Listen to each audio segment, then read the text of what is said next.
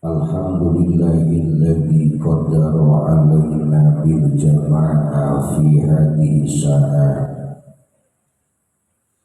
Asyhadu an la ilaha illallah wahdahu la syarika lah, alladzi ja'ala sahra sa'ban sahrul mu'azzam sahrul mukarram, alladzi an'ama alaina bi ni'matil imani wal islami wal ihsan.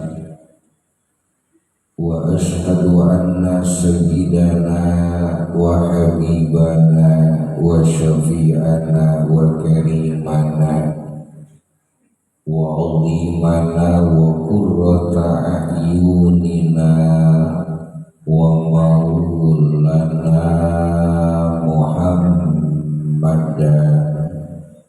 sallallahu alaihi wa alihi wa sallama rahmatan bil alamin wa syafa'atan bil mudnibin wa ala alihi wa ashabihi wa azwajihi wa dzurriyyatihi wa tubaihi ila yaumil liqa'i, amma ba'du. Subhanaka la ilma lana illa ma 'allamtana innaka antal alimul hakim wa tub 'alaina innaka antat tawwabur rahim wa la haula wa la quwwata illa billahil aliyyil 'azim. Tidak ada kalimat yang paling indah di antara untaian-untaian kalimat yang indah, terkecuali di dalam kalimat itu ada mengagungkan dan Allah yang maha indah. Tidak ada kata-kata yang mesra yang akan menghantarkan keselamatan, baik keselamatan di dunia maupun keselamatan di akhirat, terkecuali di dalam kata-kata itu, di dalam perkataan itu ada mengagungkan kepada dan Allah Azza wa Jalla. Karena yang jadi barometer atau ukuran keselamatan manusia itu tergantung bisa dan tidak bisa menjaga lisannya. Sebagaimana kata baginda Rasul, salamatul insan bi lisan. Selamatnya manusia itu bisa dan tidak bisa menjaga lisannya. Jikalau seseorang tangannya terluka, tergores, tersayat oleh tajamnya sebuah pisau, 1 hari bisa rapat kembali, 2 hari bisa rapat kembali. Tapi jikalau seseorang hatinya terluka, tergores, tersayat oleh tajamnya sebuah lisan, itu tidak cukup menyembuhkannya 1 hari, itu tidak cukup menyembuhkannya 1 minggu, itu tidak cukup menyembuhkannya 1 bulan, bahkan bisa bertahun-tahun rasa sakit hati tergores, tersayat oleh tajamnya sebuah lisan. Ada ungkapan mengatakan, jikalau pedang melukai tubuh masihkah ada harapan sembuh, tapi kalau lidah lukai hati kemana obat hendak dicari. Orang yang senantiasa meyakini bahwa zat Allah Subhanahu wa ta'ala dan yang maha mendengar dan yang maha melihat, dia sebelum berucap dipikir dulu, apakah yang saya ucapkan ini akan dampaknya memberikan kemanfaatan buat orang lain, atau justru sebaliknya akan menjadikan madharat atau menjadi sakit orang lain. Maka ketika apa yang diucapkan oleh Anda memberikan kemanfaatan buat orang lain, silahkan jangan ragu-ragu Anda berbicara dengan lantang tanpa ada rasa takut sedikit pun juga. Tapi jikalau yang Anda ucapkan hanya akan berbuah daripada dosa, akan mengakibatkan menimbulkan rasa sakit kepada orang tersebut, maka diam lebih terhormat daripada Anda mengecembrang. Diam lebih terhormat daripada Anda mengecomblak. Maka diam itu sesuatu yang mahal harganya daripada Anda berbicara hanya menambah dosa buat kita. Karena yang namanya hablum minanas itu beda tobatnya dengan hablum minallah. Garis vertikal, garis horizontal harus dibereskan dulu antara hablum minanas, maka Allah akan membuka lebar-lebar ketika manusia sudah saling memaafkan dengan manusia itu sendiri. Maka tidak ada kalimat yang pantas kita ucapkan dari seluruh kenikmatan-kenikmatan yang diberikan oleh Allah. Karena seluruh kenikmatan yang diberikan oleh Allah kepada kita, kita tidak diberi kemampuan untuk menghitung kenikmatan. Jangankan kenikmatan ketika kita lahir ke dunia sampai usia sekarang, kenikmatan yang diberikan oleh Allah pada saat kita bangun tidur sampai kita kumpul sekarang, nikmat mana yang bisa kita hitung? Itu saking banyaknya. Maka dalam urusan kenikmatan Allah tidak menyuruh untuk menghitung seluruh kenikmatan, karena kita tidak diberi kemampuan untuk menghitung seluruh kenikmatan. Sebagaimana kata Allah, wa in ta'uddu ni'matallahi la tuhsuha. Tapi ketika kita berbicara masalah kenikmatan, yang diperintahkan oleh Allah itu bukan menghitung tapi mensyukuri nikmat. Nikmat yang mana? Nikmat yang mana saja, baik nikmat yang besar maupun nikmat yang kecil. Nikmat yang besar itu nikmat iman, nikmat Islam, nikmat ihsan. Kenapa nikmat iman, nikmat Islam, nikmat ihsan ini dikategorikan kepada nikmat yang besar? Karena nikmat iman, nikmat Islam, nikmat ihsan diperuntukkan, diberikan oleh Allah khusus kepada manusia-manusia yang dipilih oleh Allah. Manusia yang tidak dipilih oleh Allah itu tidak diberi kenikmatan iman dan Islam. Walaupun orang tersebut nasabnya dekat dengan baginda Rasul, walaupun orang tersebut satu kurun dengan baginda Rasul, tapi kalau bukan manusia yang dipilih oleh Allah, tidak diberi nikmat iman dan Islam seperti Abu Lahab, seperti Abu Jahal. Abu Lahab kepada Nabi kita nasabnya masih saudara. Abu Jahal dengan Nabi kita sering berjumpa, sering melihat, sering mendengar apa yang disampaikan. Tapi sayang 1000 kali sayang, Abu Lahab, Abu Jahal bukan manusia yang dipilih oleh Allah. Cirinya bukan manusia yang dipilih oleh Allah, tidak diberi kenikmatan yang agung, yang mulia, yaitu nikmat iman, nikmat Islam, nikmat ihsan. Makanya kita bersyukur kepada Allah, terus bersyukur. Kita termasuk manusia yang dikategorikan, yang dikhususkan, yang dispesialkan oleh Allah. Karena kita diberi kenikmatan oleh Allah, nikmat yang tidak diberikan oleh Allah kepada seluruh manusia, hanya dipilih oleh Allah, yaitu nikmat iman dan Islam. Kita belum pernah berjumpa secara langsung dengan Nabi kita. Kita belum berkumpul secara langsung dengan Nabi kita. Kita tidak pernah melihat indahnya wajah Nabi kita. Kita tidak pernah mendengar langsung yang merdunya suara Nabi kita. Tapi kita termasuk manusia yang dipilih oleh Allah, diberi nikmat iman, nikmat Islam, nikmat ihsan. Banyak orang yang menyangka nikmat iman dan Islam dan ihsan itu nikmat yang biasa-biasa karena tidak tahu nilainya.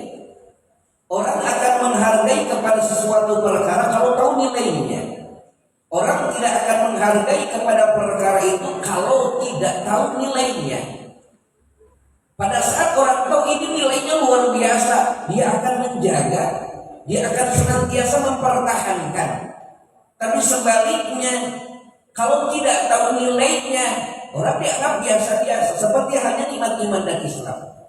Banyak orang yang lebih takut kehilangan uang, kehilangan daripada jabatan, daripada kehilangan nikmat iman, nikmat Islam, nikmat ihsan.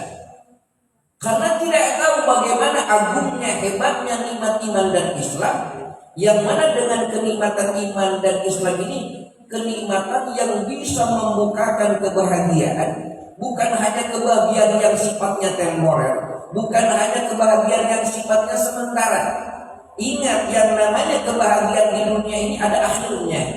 Ingat, kenikmatan di dunia itu ada titik akhirnya. Tidak akan selama-lamanya, pasti akan berakhir. Maka nikmat iman dan Islam akan menghantarkan kebahagiaan, baik kebahagiaan di dunia maupun kebahagiaan di akhirat. Dan surga terbuka lebar buat orang yang mempunyai nikmat iman, nikmat Islam, nikmat ihsan. Begitupun surga akan tertutup untuk orang yang mempunyai kenikmatan tersebut. Dan neraka akan dibuka lebar-lebar untuk orang yang tidak dikasih nikmat iman, nikmat Islam, nikmat ihsan. Sehingga agungnya, mulianya nikmat iman, nikmat Islam, nikmat ihsan, sampai Allah langsung mengamanatkan kepada kita. Ada kalimat yang sering kita dengar di dalam khutbah-khutbah setiap khatib dengan kalimat wala tamutunna illa wa antum muslimun. Janganlah engkau meninggal terkecuali dalam keadaan membawa nikmat iman dan Islam. Nikmat kecantikan sementara, tidak ada yang abadi. Tanyakan kepada nenek-nenek kita waktu perawan bagaimana dia gemoynya, bagaimana dia cantiknya. Seperti mahasiswa sekarang masih cantik, tunggu berapa tahun yang akan datang perempuan itu akan berubah manakala punya anak. Makanya kalau laki-laki walaupun punya anak tua kayak bujangan aja. Beda dengan perempuan. Kalau perempuan itu sudah melahirkan, ini perutnya sudah mulai bergelombang, ya. Terkena penyakit Cina, Shinkayo. Itu kalau perawan ini masih grace ini. Iya, masih grace, orisinil. Jangan pengen sama, tapi sebentar lagi ada sekarang masih grace. Nanti kalau sudah second berubah. Yang namanya masih grace itu kan seperti mahasiswi sekarang masih kuat onderdilnya, ya? Masih orisinil. Ketika pengen kencing masih bisa ditahan. Tapi kalau nenek-nenek itu beda. Nenek-nenek kalau di atas itu batuk, di hadap merepak. Orisinil beda itu. Dan kita akan masuk kepada fase itu. Andai kata kita dikasih umur yang panjang, yang tadinya kita cantik, yang tadinya kita ganteng, akan berubah. Kita akan masuk kepada fase menjadi nenek-nenek, akan masuk kepada fase menjadi kakek-kakek. Lalu apa yang kita banggakan ketika kita membanggakan dengan sebuah kecantikan? Silakan wajah kamu poles dengan berbagai macam bedak. Itu kan bedak sekarang itu bermacam-macam mereknya, tergantung gimana uang. Kalau punya uang itu bedaknya Inggris atau Wardah. Yang tidak punya uang itu cap keprok, sarang mulek, itu cap pipa, ya. Itu masih perawan dipoles masih indah, tapi nenek-nenek dipaksakan pakai biore, dipaksakan pakai Wardah, masa bedaknya lila, sahabat dia geus ciga permen karet. Anda masih segar sekarang, tapi ingat bahwa kecantikan sifatnya sementara, tidak ada yang abadi. Maka Allah memerintahkan kepada kita ketika kita mendapat nikmat daripada Allah, maka jangan lupa bersyukur. Dan dampaknya orang yang ahli syukur bukan hanya nikmat itu tetap ada, akan terus ditambah. Maka hakikat daripada syukur itu asyukru qaidun lil mawjud wa saydun lil mafqud. Itu agungnya syukur, mempertahankan nikmat yang ada dan bisa menarik kepada nikmat yang belum ada. Itu hakikat daripada syukur. Termasuk saat ini Al-Fakir mengucapkan selamat kepada Bapak yang sudah terpilih di tempat ini. Semoga semakin berkah tempat ini dan terus bisa memajukan, ya. Semoga dengan terpilihnya Bapak di tempat ini akan menjadi lebih berkah dan lebih wah, ya. Alhamdulillah kita juga di sini Pak memperkenalkan sering mengisi, ya, di tempat ini. Mudah-mudahan mahasiswanya akan menjadi mahasiswa yang sukses dunia, sukses akhiratnya. Jadi bukan jadi mahasiswa jadi. Kalau jadi mahasiswa gampang, yang sulit itu mahasiswa jadi. Jadi mahasiswa gampang, pakai seragam, berangkat di rumah maba, jadi mahasiswa. Ya, di rumahnya berangkat, itu jadi mahasiswa, minta iuran. Umpamanya di tempat sekolahnya iurannya 200.000, minta 500.000, jadi mahasiswa. Tapi mahasiswa jadi yang sulit itu. Mahasiswa jadi itu akan terus menghargai kepada keringat orang tua. Kita kan kalau masih anak-anak kan gampang, minta apa-apa tidak berpikir bagaimana orang tua kita sulitnya mencari 1 rupiah. Kita cuma begini kan, Pak ongkos, Pak kuota, Pak beli laptop, Pak beli HP. Ketika anak-anak belum tahu bagaimana perjuangan orang tua, dia daripada memikirkan tentang pakaiannya sendiri, lebih tenang ketika dia sudah bisa membahagiakan anaknya. Makanya ada sebuah pertanyaan dari anak yang soleh kepada ibunya. Dia bertanya, Bu, apakah ada rasa sakit yang melebihi melahirkan? Kata anaknya bertanya kepada ibunya, dia dalam season lagi santai, dia sambil bermanja-manjaan kepada ibunya bertanya, Bu, apakah ada rasa sakit yang melebihi sakitnya melahirkan? Lalu ibunya memandang kepada wajah anaknya, ada anakku? Apa, Bu? Rasa sakit yang bisa melebihi sakitnya melahirkan? Ketika anak ibu membentak ibu. Itu rasa sakit nyentuh ke dalam hati ibu. Itu lebih sakit daripada melahirkan. Kalau yang namanya sakit melahirkan itu akan terobati ketika melihat anak selamat. Akan sirna rasa sakit capeknya mengandung pada saat anak lahir ke dunia.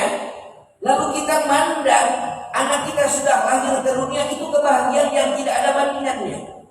Diurus ketika anak membentak kepada orang tua, rasa sakit menyentuh. Awas hati-hati, apalagi sekarang malam Senin yang akan datang dan nisfu Sya'ban.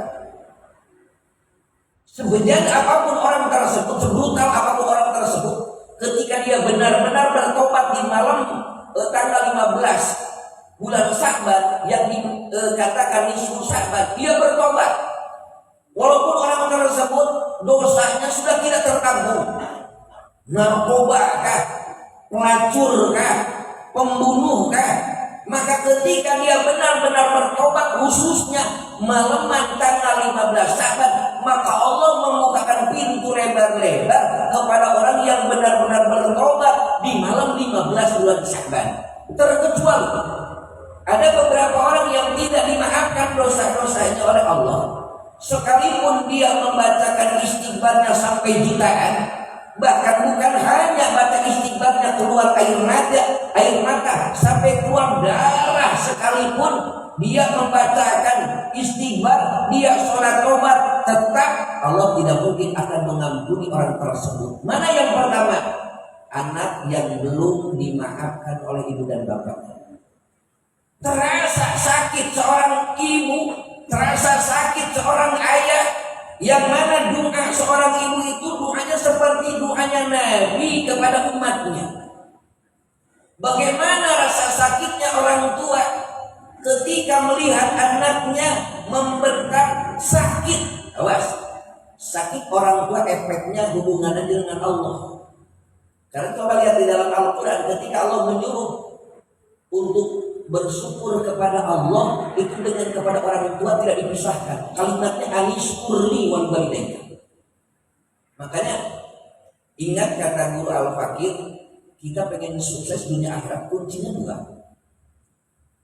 Hebatlah Anda hormat kepada orang tuamu, hebatlah Anda hormat kepada gurumu. Ini 2 kunci untuk menghantarkan kesuksesan. Kita bisa seperti ini. Ibu yang menjadi dosen, bapak yang menjadi rektor, kita bisa begini. Awas, di belakang ada air mata yang keluar. ibu terbangun, dia bangun tengah malam, bukan berarti tidak ngantuk demi anaknya sukses dunia dan akhirat. Ibunya rela di tengah malam mengangkatkan kedua tangan, memohon kepada Allah dengan jatuh air mata, dengan bibir mengeluarkan doa-doa untuk anaknya. Itu yang menghantarkan kesuksesan kita. Sampai ibunya berpuasa Senin dan Kamis untuk siapa? Bukan untuk dirinya, untuk anaknya supaya sukses. Maka kesuksesan kita, ingat di belakang ada tim sukses orang tua kita.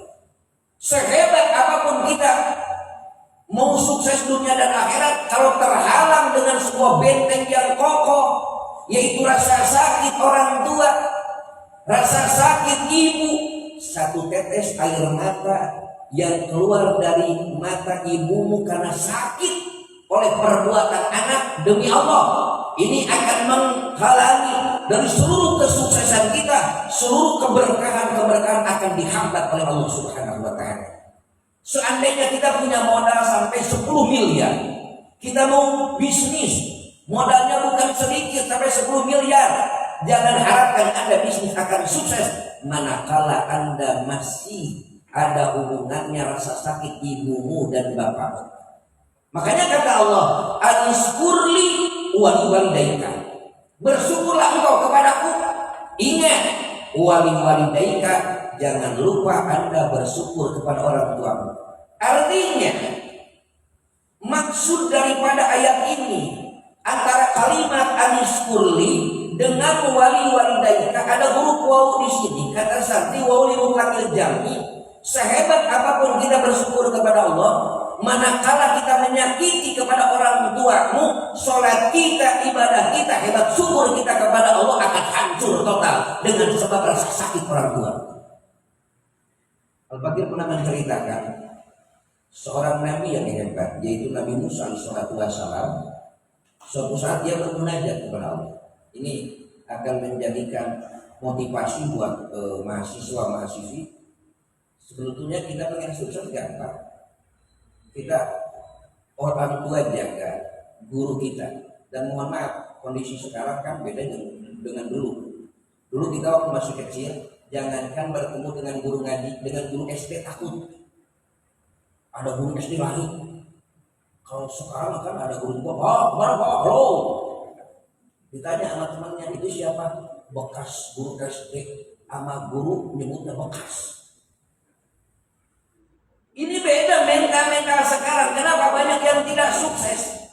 Dulu kita waktu SD, ketika dimarahi oleh guru SD sampai ditempelin bilang kepada orang tua, malah ditampar. Sekarang kan ini ngeri sebetulnya. Untuk menghalau supaya pelajar-pelajar Indonesia itu gagal, tidak sukses, banyak sekarang. Sampai ada murid berani berkelahi dengan guru. Guru itu paling takut. Karena ini guru itu tidak ada bekas. Orang tua itu tidak ada bekas. Guru itu tidak ada bekas. Guru yang tetap guru. Kita mau bilang bahwa dia bekas guru SD kita. Ingat, tidak mungkin kita masuk kepada SMP kalau tidak punya ijazah SD. Tidak mungkin kita akan bisa masuk kepada SMA kalau tidak ada guru SD, guru SMP. Karena seseorang ketika mau daftar ke SMA itu akan ditanyakan mana ijazah SD-mu, mana ijazah SMP-mu, berarti ini punya jasa. Begitupun ketika kita mau masuk ke perguruan tinggi, tidak mungkin kita akan masuk kepada perguruan tinggi kalau tanpa ada jasa guru-guru kita. Makanya pengen sukses kita dunia akhirat, hormat kepada ibu dan bapakmu dan hormat kepada gurumu. Bagaimana kalau kita hebat hormat, sebetulnya orang tua itu tidak mengharapkan untuk dibalas jasanya, enggak. Melihat anaknya sukses cukup sudah terbayar. Rasulullah orang tua rasa capek lihat anaknya sukses, bahagia.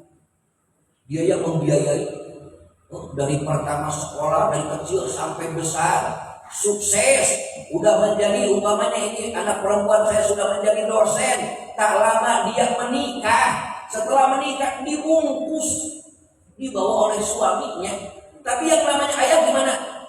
Dari kecil saya mengurus, dari kecil saya membiayai, enak saja kamu bawa tidak seperti itu. Kebahagiaan tidak mungkin akan bisa terbayar cukup. Melihat anaknya sukses itu lebih daripada cukup. Keringat orang tua, air mata orang tua bisa terbayar. Nabi Musa suatu saat dia bermunajat kepada Allah. Kata Nabi Musa, ini waktunya masih lama ya? Halo? Masih lama? Oh masih. Sampai asar. Sampai 20 menit lagi. Enggak apa-apa, saya lewat 1 jam. Enggak apa-apa. Catat ya ibu, saya mah kalau ngajinya lewat 1 jam maksudnya lembur ya. Ya 20 menit lagi cukup. Suatu saat Nabi Musa bermunajat. Di dalam munajatnya Nabi Musa berdoa begini, ya Allah, tunjukkan kepada saya siapa orangnya yang akan menemani saya nanti di surga. Saya pengen ditunjukin sekarang. Bukan berarti Nabi Musa mengklaim bahwa dirinya itu akan menjadi penghuni surga, bukan. Tapi Nabi Musa ingin tahu ada satu amalan yang bisa menghantarkan nanti di surga. Dia bukan Nabi tapi bisa bersama-sama dengan Nabi. Ya Allah, tunjukkan kepada saya siapa manusia yang akan menjadi teman saya nanti di surga. Lalu Nabi Musa mendapat petunjuk dari Allah. Musa, kalau pengen tahu teman kamu nanti di surga, engkau berangkat ke tempat ini, ke kampung ini. Di sana ada pasar. Di pasar itu ada salah satu jongkok yang dijaga oleh anak muda. Dia belum punya istri. Dan keseharian anak muda itu berjualan daging. Itulah yang akan menjadi teman kamu di surga. Nabi Musa begitu mendapat petunjuk daripada Allah, kaget. Kagetnya apa? Allah memberikan petunjuk kepada saya yang akan menjadi teman kamu di surga itu. Tidak dikasih petunjuk yang tiap saat berzikir kepada Allah, yang tiap malam berzikir kepada Allah. Tapi yang akan menjadi teman kamu nanti di surga, seorang pemuda yang kesehariannya berjualan daging di pasar. Ini kan Allah yang memberikan petunjuk. Gak mungkin Allah salah. Cuma Nabi Musa semakin penasaran. Ini punya amalan apa anak muda ini? Sampai langsung Allah yang akan jadi teman kamu nanti di surga itu. Lalu Nabi Musa mencari, dan hasil daripada petunjuk itu dicari. Kalau sekarang lewat Google Map. Tapi kan kadang Google Map banyak salahnya. Itu jalannya ke sini, ini malah ke sini. Ini pengalaman. Saya pakai Google Map ketika mau ngaji Karawang.